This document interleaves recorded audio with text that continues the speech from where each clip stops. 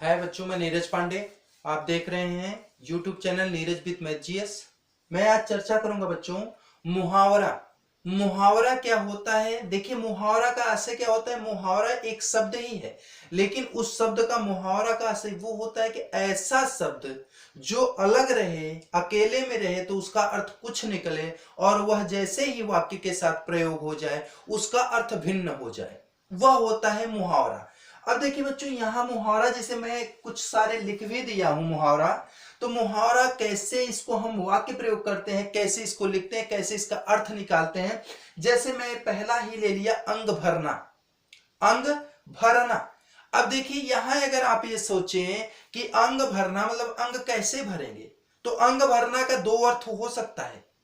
अंग भरना, लोग कहते हैं ना मेरा अंग अंग भर गया, ठीक। और लोग कह रहे हैं अंग भरना, इसका जैसे प्रयोग करोगे वैसा अर्थ निकलेगा।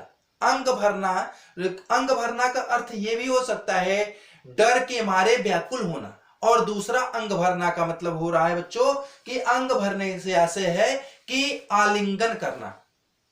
तो आलिंगन करना, तो इसका वाक्य प्रयोग कैसे करेंगे आप? जैसा आप अर्थ लिखेंगे वैसा वाक्य प्रयोग करेंगे। अब वाक्य प्रयोग क्या करेंगे? अंग भरना का मतलब जैसे अंग भर गया और अंग भरना दोनों में अंतर है। अगर आपको आ जाए अंग भरना, मेरा अंग भर गया, मेरा अंग भर गया, इसका मतलब क्या है कि मैं भयभीत हो गया। अब आगे वाक्य प्रयोग ऐसे करेंगे, मैं शेर को देखा और मेरा अंग भर आया या भर गया। लेकिन अंग भरना का आशय क्या है? आलिंगन करना, किसी से गले लगना। तो आलिंगन कैसे करेंगे? जैसे यहां लिखेंगे कि मैं अपने छोटे बच्चे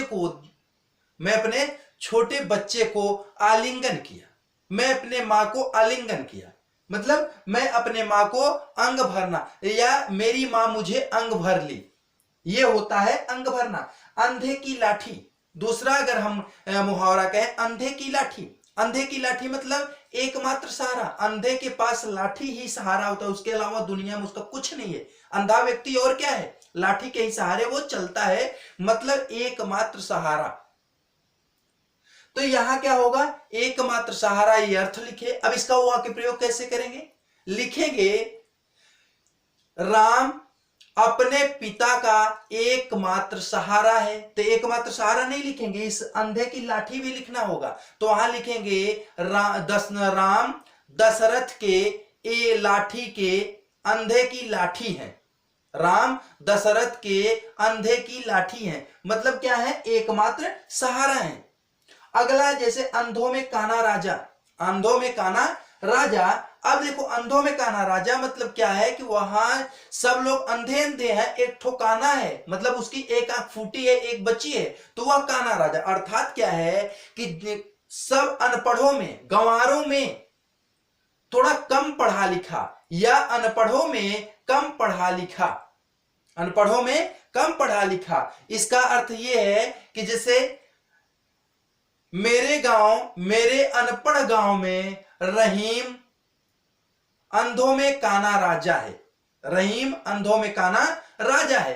कारण क्या है बच्चों कि रहीम मेरे गांव में थोड़ा पढ़ा लिखा है, या ऐसा कह सकते हैं मेरे गांव में सब बिना नौकरी वाले थे, नौकरी शुदा नहीं थे। और कोई आदमी चपरासी बन जाए, तो जब चपरासी बन जाएगा तो वो भी मेरे गांव के लिए वो क्या होगा? चपरासी, मतलब सरकारी दामाद बन गया। अतः वह क्या हो गया? अंधों में काना राजा हो गया। अगला जैसे अपना ले लेते हैं, अपना उल्लू सीधा करना। अपना उल्लू सीधा करना ऐसे क्या है कि अपना मतलब निकालना। अर्थ क्या होगा? मतलब निकालना। अपना उल्लू सीधा करना मतलब अपना मतलब निकालना। इसका वाक्य प्रयोग कैसे करेंगे? राम ने मेरे से दोस्ती अपना उल्लू सीधा करने के लिए किया था, मतलब वह अपना मतलब निकालने के लिए मेरे से वह दोस्ती किया था। अगला ले ले, आंख मारना। आंख मारना मतलब इशारे करना। आंख मारना मतलब इशारे करना। ऐसे इसका वाक्य प्रयोग कैसे हम करेंगे? जैसे राम श्याम को आंख मार करके, आंख मारा, राम श्याम को आंख मारा और श्याम चला गया। मतलब क्या है? राम श्याम को इशारे किया और राम श्याम चला गया वहां से। आसे क्या है, देखिए बच्चों जैसे पढ़ेंगे उसका अर्थ उसी अनुसार निकालेंगे।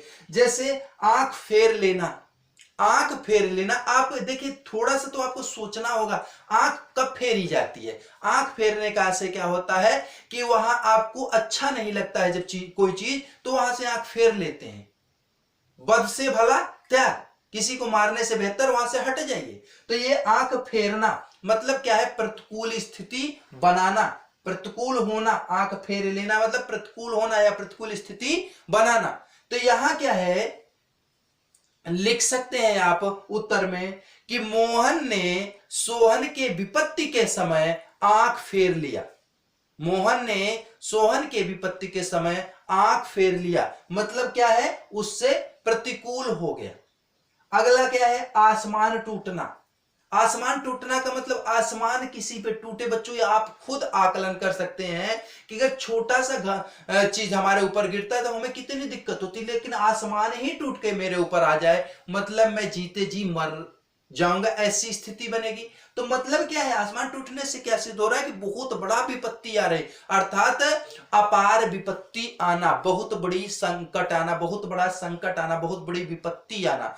ऐसा लिख सकते हैं वाक्य प्रयोग कि राम के बेटे के मर जाने के बाद राम पर आसमान टूट पड़ा। मानो राम पर आसमान टूट पड़ा। राम के बेटे के मर जाने के बाद मानो राम पर आसमान टूट पड़ा। ऐसे वाक्य प्रयोग आप करेंगे। अगला जैसे हम ले लेते हैं गांठ का पूरा। गांठ का पूरा, गांठ का पूरा मतलब क्या है, कोई गांठ है वह भरी हुई है, मतलब मालदार पार्टी है। गांठ का पूरा मतलब मालदार होना, भरपूर होना। भरपूर लिखिए या मालदार लिखिए। तो यहां लिख सकते हैं कि मोहन मेरे गांव में पूरा गांठ का पूरा है।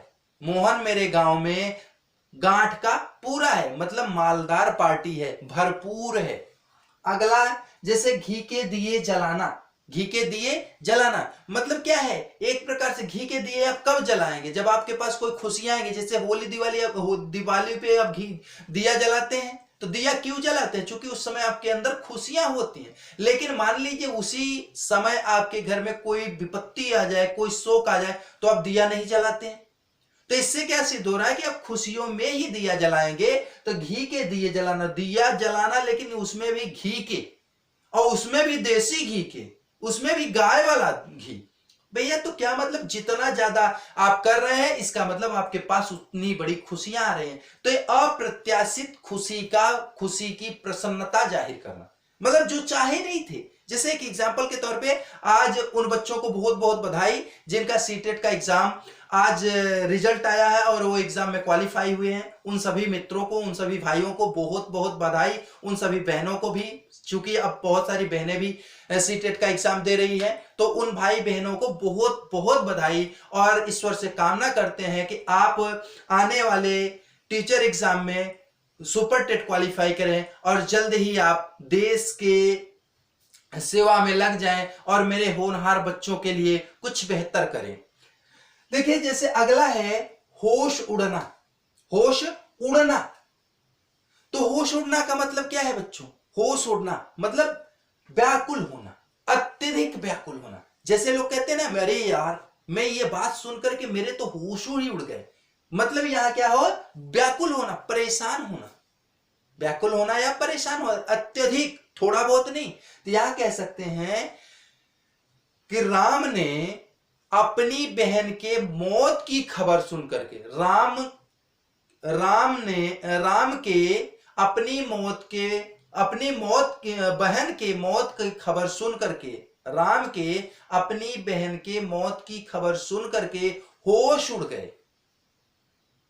मतलब क्या है, उसको ये व्याकुलता है, क्या है व्याकुलता है, उसके होश उड़ गए, वो अत्यधिक व्याकुल हो गया, स्तब्ध हो गया।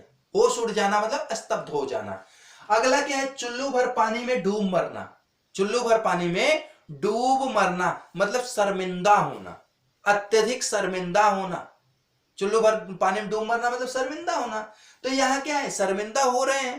तो शर्मिंदा जैसे कहते हैं ना कि राम ने ऐसा कृत्य किया है कि उसे चुल्लू भर पानी में डूब मरना चाहिए। राम ने ऐसा कृत्य किया है कि उसे चुल्लू भर पानी में डूब मरना चाहिए। अगला है जैसे चैन की बंसी बजाना।